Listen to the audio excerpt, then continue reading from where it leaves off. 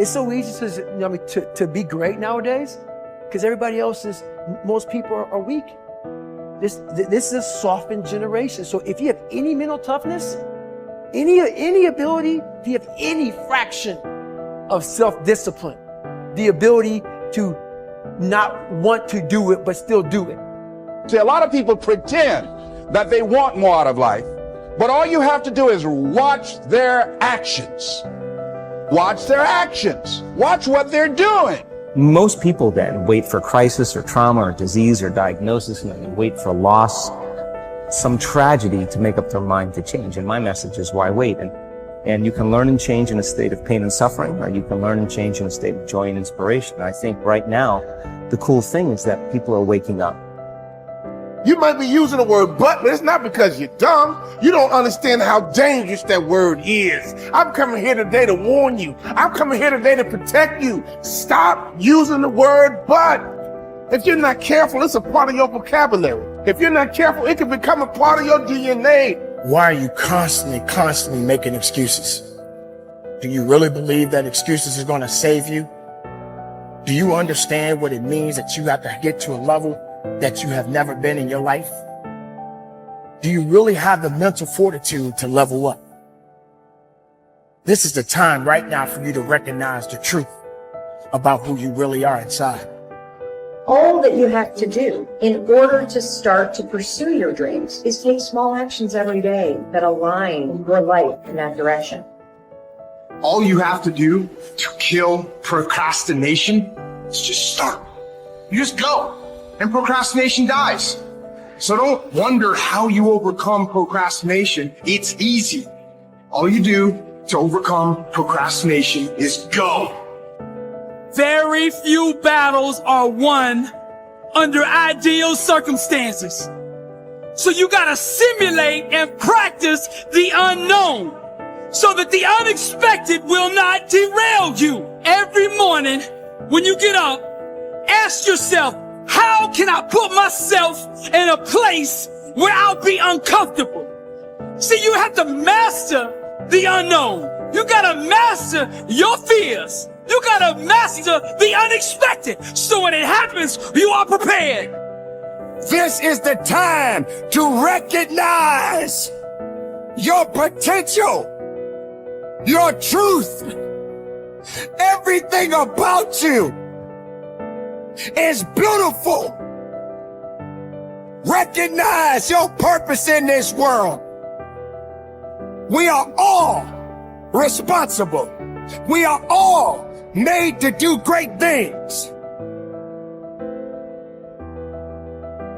You know, if you start with the presumption that there's a baseline of suffering in life and that can be exaggerated as a consequence of human failing, as a consequence of malevolence and betrayal and self-betrayal and deceit and all those things that we do to each other and ourselves that we know that aren't good, that amplifies the suffering.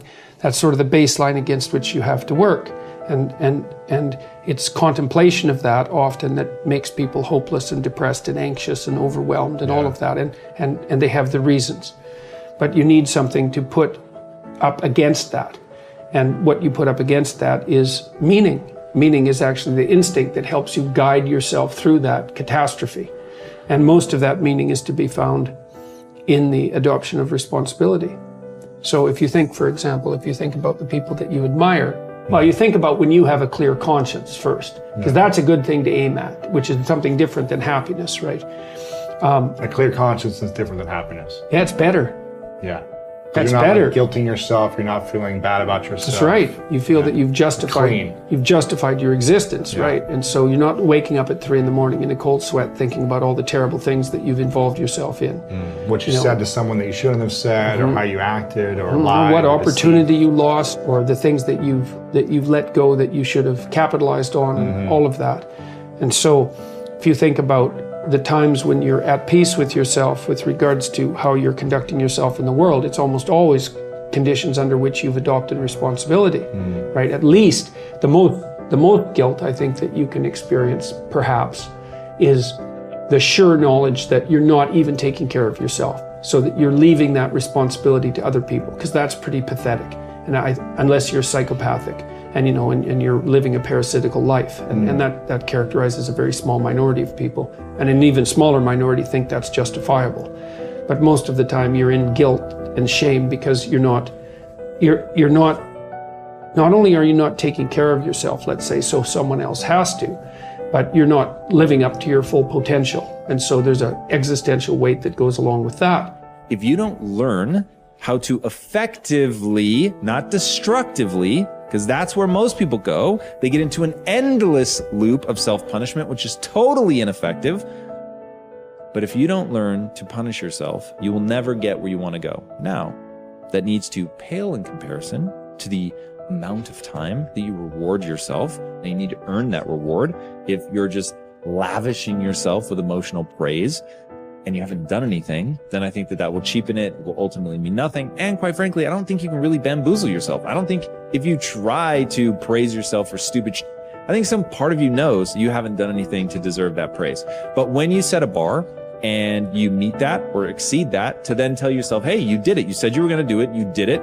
And that is worthy of praise. And getting good at praising yourself is incredibly important. And I think that most people have a very hard time doing both. Most people don't know how to effectively praise themselves. They don't know how to get themselves, first of all, to do things that are praiseworthy. And then when they do, they don't take the time to emotionally reward themselves, meaning you actually have to feel it. It can't just be intellectual.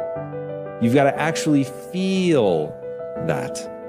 And the same with punishment. If you say you're going to do something, even if nobody's watching, and you don't do it, then you need to emotionally punish yourself.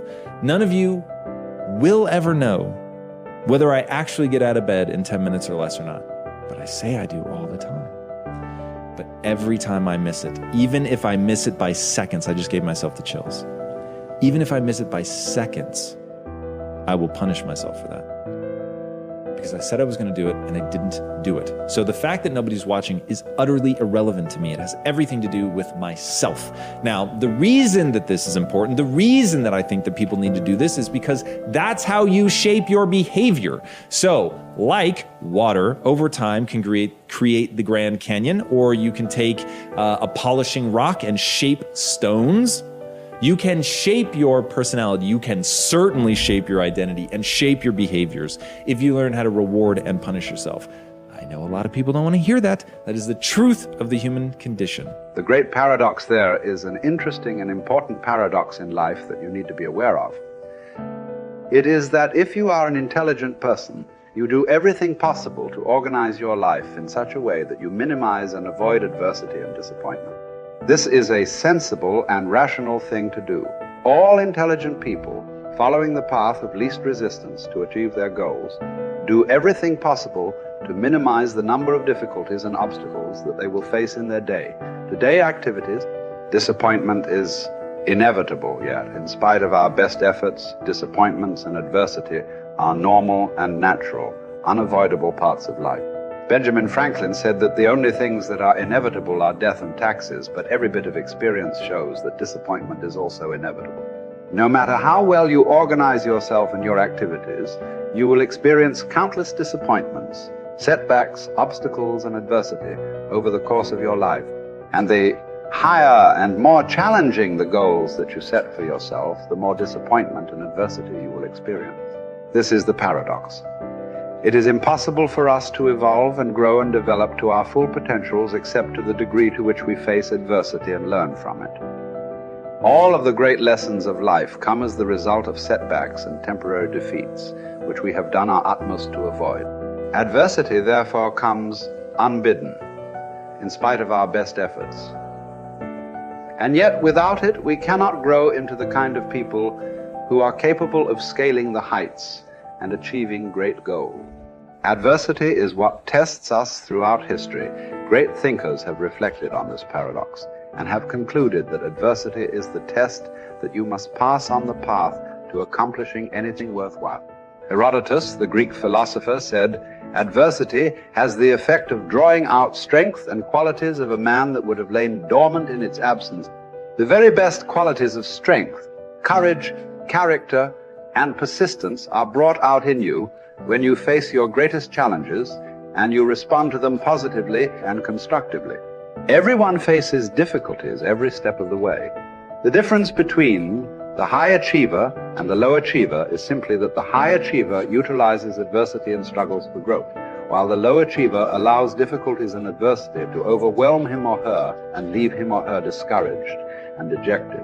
Bounce Back from Disappointment, the work by Abraham Zeleznik at Harvard, proved that the way you respond to disappointment is usually an accurate predictor of how likely you are to achieve great success.